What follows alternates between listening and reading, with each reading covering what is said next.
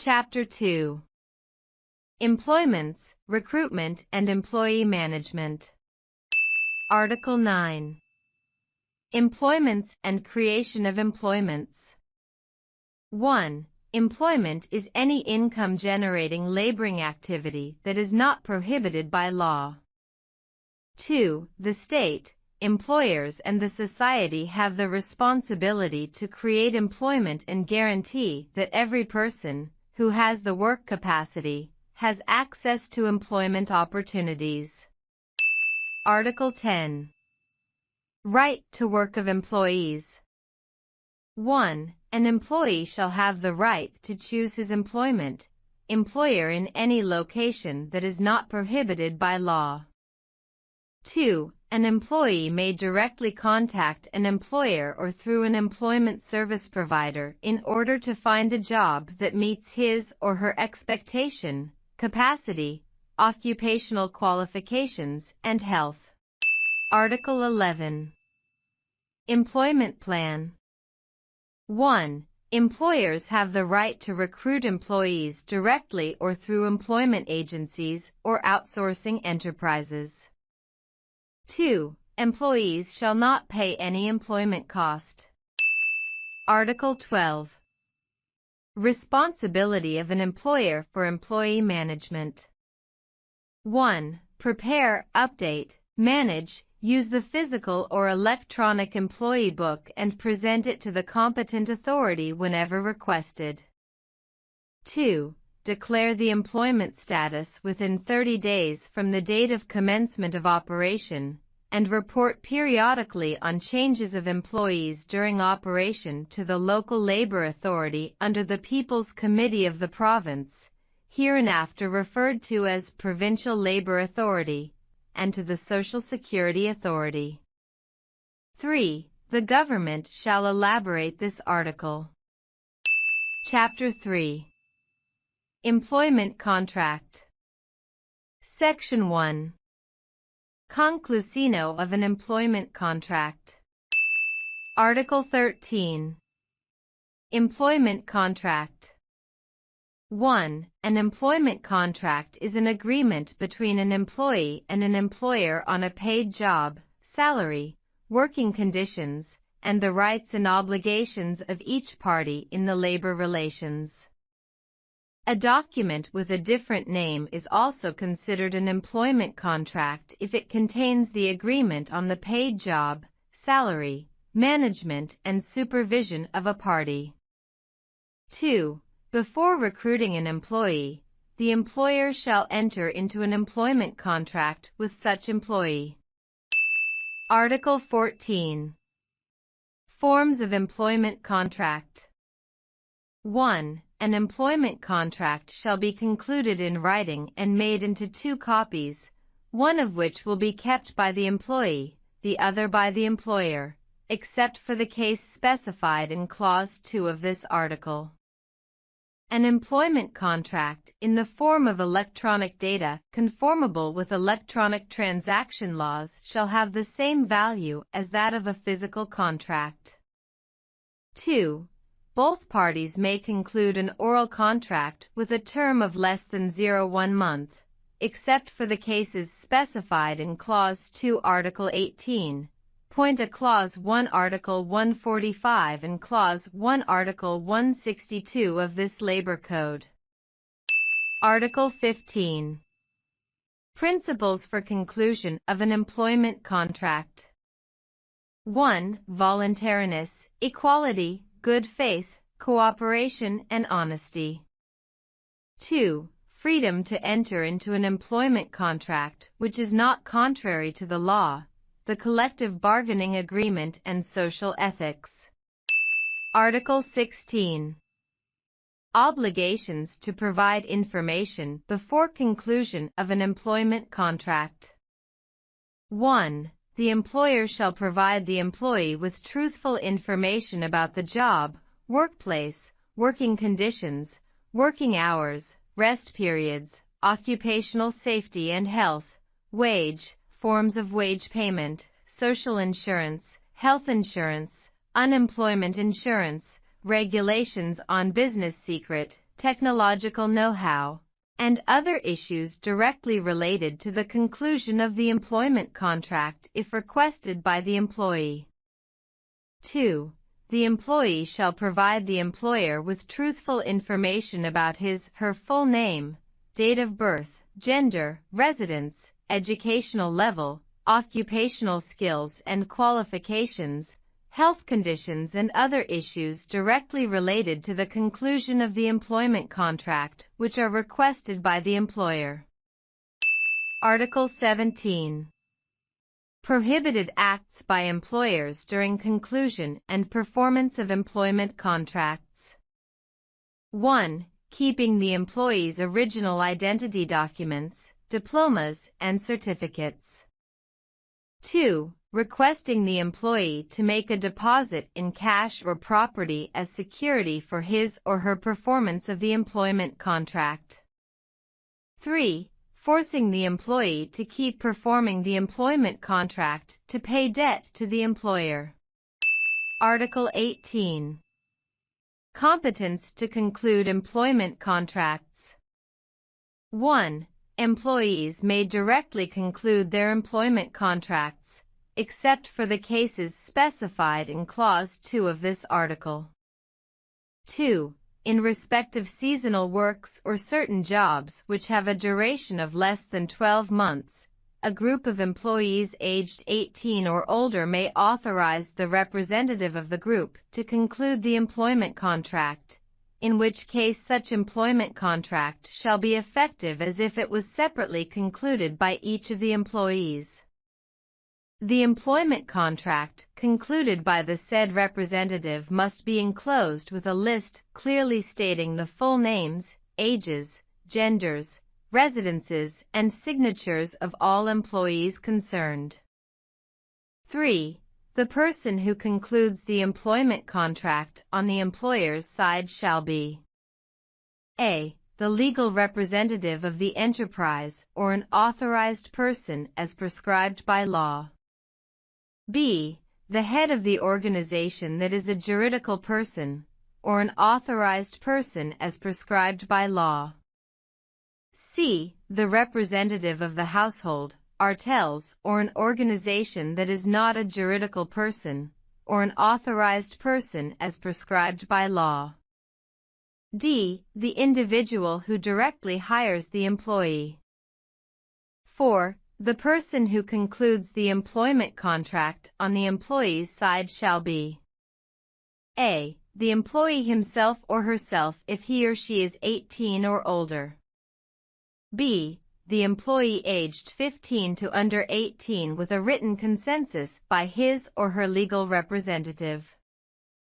c. The employee aged under 15 and his or her legal representative. d. The employee lawfully authorized by the group of employees to conclude the employment contract. 5. The person who is authorized to conclude the employment contract must not authorize another person to conclude the employment contract. Article 19. Entering into multiple employment contracts. 1. An employee may enter into employment contracts with more than one employer, provided that he or she fully performs all terms and conditions contained in the concluded contracts. 2. Where an employee enters into employment contracts with more than one employer, his or her participation in social insurance, health insurance, and unemployment insurance schemes shall comply with regulations of law on social insurance, health insurance, unemployment insurance, occupational safety and health. Article 20. Types of employment contracts. 1. An employment contract shall be concluded in one of the following types. A. An indefinite term employment contract is a contract in which the two parties neither fix the term nor the time of termination of the contract. B. A fixed-term employment contract is a contract in which the two parties fix the term of the contract for a duration of up to 36 months from the date of its conclusion. 2. If an employee keeps working when an employment contract mentioned in point B, clause 1 of this article expires. A. Within 30 days from the expiration date of the employment contract, both parties shall conclude a new employment contract. Before such a new employment contract is concluded, the parties' rights, obligations, and interests specified in the old employment contract shall remain effective. B. If a new employment contract is not concluded after the 30-day period, the existing employment contract mentioned in point B, clause 1 of this article shall become an employment contract of indefinite term. C. The parties may enter into one more fixed-term employment contract.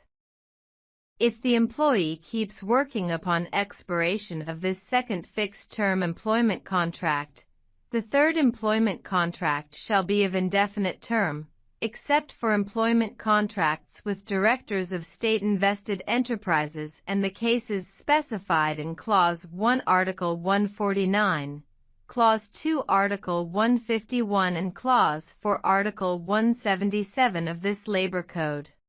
Article 21. Contents of employment contracts. 1. An employment contract shall have the following major contents. A. The employer's name, address, full name and position of the person who concludes the contract on the employer's side. B. Full name, date of birth, gender, residence, identity card number or passport number of the person who concludes the contract on the employee's side. C. The job and workplace. D. Duration of the employment contract. D. Job or position-based salary, form of salary payment, due date for payment of salary, allowances, and other additional payments. E. Regimes for promotion and pay rise. G. Working hours, rest periods. H. Personal protective equipment for the employee. I. Social insurance, health insurance, and unemployment insurance. K. Basic training and advanced training, occupational skill development. 2. If the employee's job is directly related to the business secret, technological know-how as prescribed by law, the employer has the rights to sign a written agreement with the employee on the content and duration of the protection of the business secret, technology know-how, and on the benefit and the compensation obligation in case of violation by the employee. 3. If the employee works in agriculture, forestry, fishery, or salt production, both parties may exclude some of the aforementioned contents and negotiate additional agreements on settlement in the case when the contract execution is affected by natural disaster, fire, or weather. 4. The contents of the employment contract with an employee who is recruited to work as the director of a state-invested enterprise shall be stipulated by the government. 5. The Minister of Labor, War Invalids and Social Affairs elaborate clauses 1, 2 and 3 of this article. Article 22. Annexes to employment contract. 1. An annex to an employment contract is an integral part of the employment contract and is as binding as the employment contract. 2. An annex to an employment contract may elaborate or amend certain contents of the employment contract and must not change the duration of the employment contract. Where an annex to an employment contract elaborates the employment contract in a manner that leads to a different interpretation of the employment contract, the contents of the employment contract shall prevail. Where an annex amends certain contents of the employment contract, it should clearly state the amendments or additions, and the date on which they take effect. Article 23.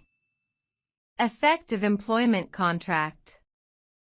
An employment contract takes effect as of the date on which the contract is concluded by the parties, unless otherwise agreed by both parties or prescribed by law. Article 24. Probation. 1. An employer and an employee may include the contents of the probation in the employment contract or enter into a separate probation contract. 2. The probation contract must include the probation period and the contents specified in points A, B, C, D, D, G and H Clause 1 Article 21 of this Code. 3. Probation is not allowed if the employee works under an employment contract with a duration of less than 1 month. Article 25. Probationary period. The probationary period shall be negotiated by the parties on the basis of the nature and complexity of the job. Only one probationary period is allowed for a job, and the probation shall not exceed 1. 180 days for the position of enterprise executive prescribed by the law on enterprises, the law on management and use of state investment in enterprises. 2. 60 days for positions that require a junior college degree or above. 3. 30 days for positions that require a secondary vocational certificate, professional secondary school, positions of or for technicians, and skilled employees. 4. 06 working days for other jobs. Article 26. Probationary salary. The probationary salary shall be negotiated by both parties and shall not be lower than 85% of the offered salary. Article 27. Termination of probationary period. 1. Upon the expiry of the probationary period, the employer shall inform the employee of the probation result. If the result is satisfactory, the employer shall keep implementing the concluded employment contract, if there is one, or conclude the employment contract. If the result is not satisfactory, the employer may terminate the concluded employment contract or the probation contract. 2. During the probationary period, either party has the right to terminate the concluded probation contract or employment contract without prior notice and compensation obligation. Thanks for watching. Please like and comment. Don't forget to subscribe. Thank you very much.